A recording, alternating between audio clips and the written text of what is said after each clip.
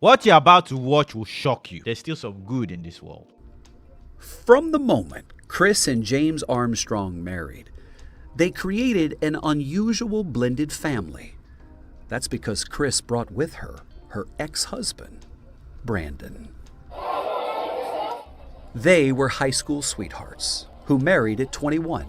What do you remember about the wedding? I still remember being at the church and them opening the doors and walking down with my dad and seeing Brandon, at the end of the aisle, and just knowing that I wanted to spend my life with him and that I loved him.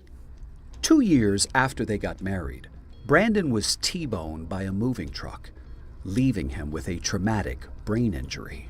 He was in a coma, and we didn't know when or if he would wake up and what would happen. Although he did wake up, he was unable to take care of himself.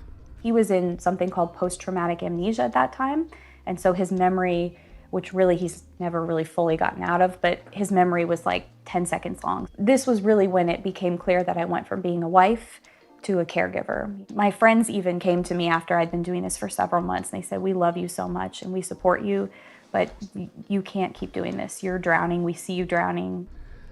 So after 5 years of caring for Brandon and longing to have children and wanting to again be in love with someone who could be in love with her, Chris decided to divorce Brandon. Whenever I thought about moving forward with the divorce, the thing that terrified me the most would be that I wouldn't be able to care for Brandon. Stand up. There we go. So she asked a judge to make her Brandon's legal guardian.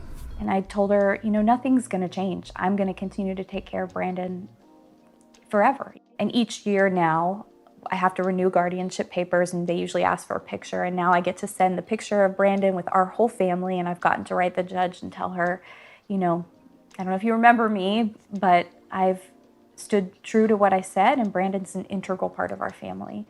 By creating this family with James Armstrong, she found love for herself and for Brandon. It's a sad story, but there's a lot of beauty in it too. Yeah. Well, you want to know what moved me the most when I heard the story? What's that? The thought of you loving her enough to help care for Brandon. Yeah. That's what made me weep. It's not just loving her, it's loving Brandon too, He needs us. Yeah. He needs people that love him.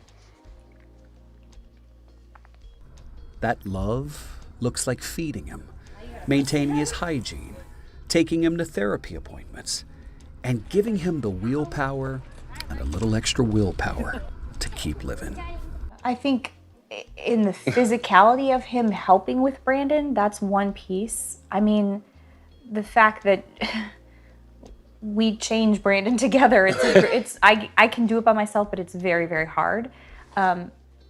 James helps me. Like that is such a gift of love. You ready? You can sit down, I got you. James cares for Brandon in the same fatherly way he watches he and Chris's children, 4-year-old Meadow and 6-year-old Juniper. They snuggle up to the now 38-year-old man they call Uncle Brandon.